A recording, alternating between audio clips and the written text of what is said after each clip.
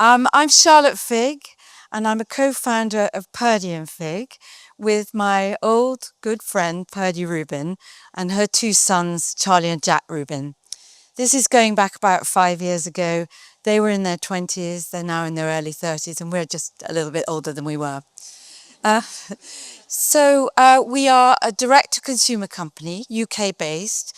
We make and we sell natural cleaning products in concentrates on subscription. Intergenerational knowledge is absolutely at the heart of what we do, who we are, how we began, how we got the idea, how even we manage the business today. So it's quite interesting, actually. When you look around, you see that this concept of, well, Julie Andrews in The Sound of Music sang, "Nothing comes from nothing, nothing ever could." And actually, lots of other very eminent people said the same thing. Aristotle, Picasso, John Steinbeck, all were expressing the same sorts of things. Actually, for us, the spark of our idea was in a bin. So I will tell you a little bit about that in a minute. But from our ancestors, what we learned was what cleaning products could be before the advent of petrochemicals and plastics. We also look quite a lot at the sort of 20th century masters of advertising and branding and so on. And we learnt a lot about how to convey the essence of your ideas, your brand, and how to reach an audience. But we went to our descendants, actually, to learn about the new technology. Because although Purdy and I had, in fact, been involved in setting up businesses in the past, that was in the pre-digital age. So we also learnt a lot from our descendants about how you commercialize a product. So I'm going to come back to the bin. I mean, we always used to say that being at Purdy and Figg was like that film, 1985 film, Back to the Future. I'm quite conscious all my references are quite ancient. But anyway, I think it's still playing, actually, in the West End. So anyway, Michael J. Fox, he goes back to the past to fix the future. And that's really where the bin came in, because what we were trying to do was fix the future. We'd noticed that our recycling bins were filling up twice as fast as they ever did, even though our households were quite a bit smaller. So we really wondered about that. We thought, well, why is there more plastic? Maybe there could be less.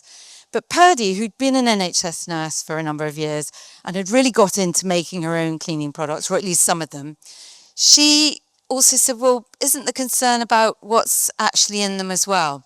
So we asked ourselves, we said, well, where can we go and find out what people did before plastics and harsh chemicals and things? So we ended up in that most traditional of repositories of intergenerational learning, a library with books.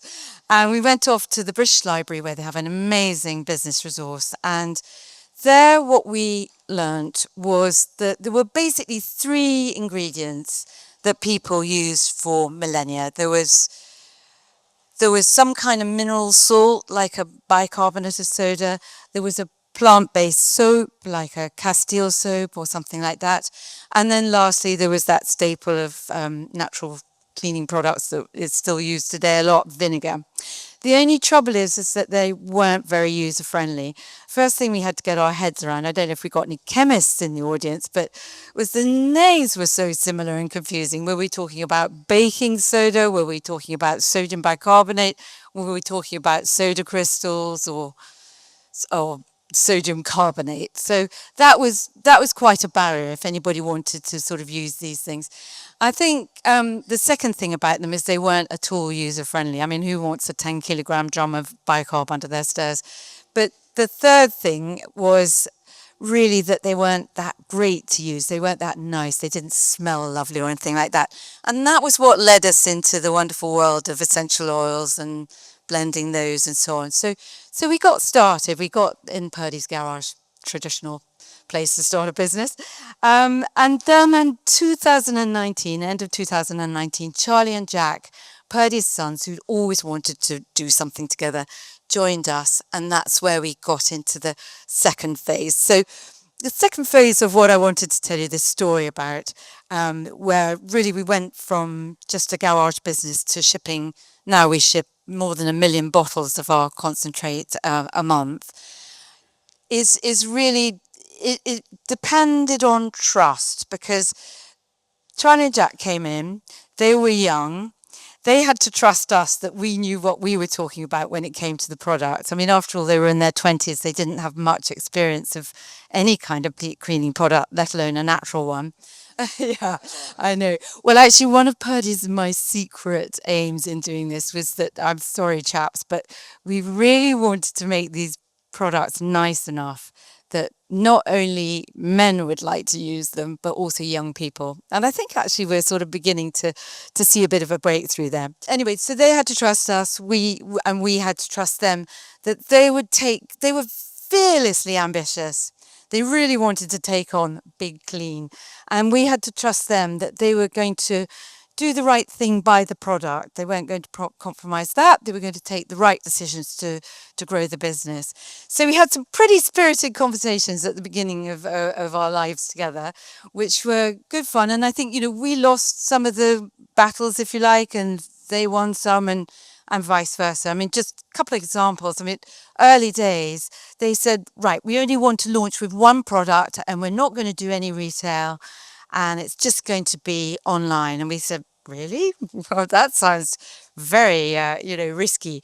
Anyway, they won that. But I think what was really helpful about that was it did allow us to focus. So we could get really good at what we were doing and make them focus on one product. And that has really helped us. And then just sort of on the other side, something that we dug our heels in about was we wanted to use essential oils, really good quality essential oils, to scent these products. Because actually one of the papers that we'd read in the British Library was about how people choose their cleaning products and why they stay with them. And I don't know how much anybody knows about scent, but scent is a huge and very, very, it's part of your limbic brain. It's a very, very important reason why people will stick with things. And so we felt we wanted to make the scents as good as they could possibly be. Very expensive to do it that way, but we dug our heels in, and we still do that. And I think it's a real advantage for our product. So basically from that point, we then, if we can talk about the transformation of perhaps 4 people in a garage, very, very tiny, to today, what were the steps? We brought on board early on a couple of experts, and that really, really helped us. 2 chemists, actually, one surfactant chemist and one essential oil chemist. And then just in a couple of examples of what youth brings, this incredible hunger and actually probably irreplaceable energy. Charlie, for example, when we couldn't actually get it manufactured in this country, we couldn't find anybody to do it to our specification, he said, well, sod that, I'm just going to set up a manufacturing line. And so we moved from the garage to a farm out building, ultimately to our little factory, which we still have. It's not that little, but it's small, in Hemel. So yeah, basically I would say that if you take the 2 generations and the knowledge that has come from the past, but the important thing is to combine it with the trust in one another and the respect, and to listen to one another, have those debates and so on. It'll take you where you want to go. And where we've got to today is we employ 100 people. We're going to turn over 55 million this year.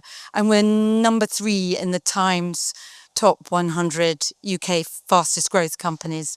So thank you very much.